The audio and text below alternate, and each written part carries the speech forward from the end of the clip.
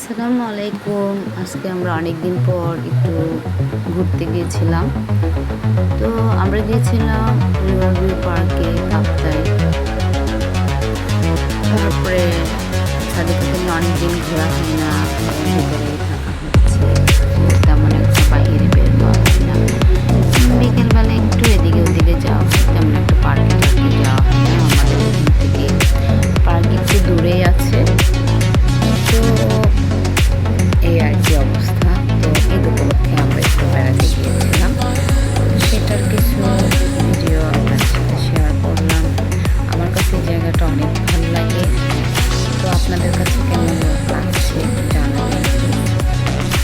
তো সাদিকা তো অনেক খুশি, দোলনা থেকে সে নামবেই না। কেউ কি চড়তেও দিচ্ছে না, নিজে একা একা চড়বে দোলনাতে, ঘোরাতে। তো ভালোই মজা করেছিলাম বললাম। তো আমরা অনেক ভাবে একসাথে গিয়েছিলাম বেড়াতে। মাঝে মাঝে বেড়াতে ভালোই লাগে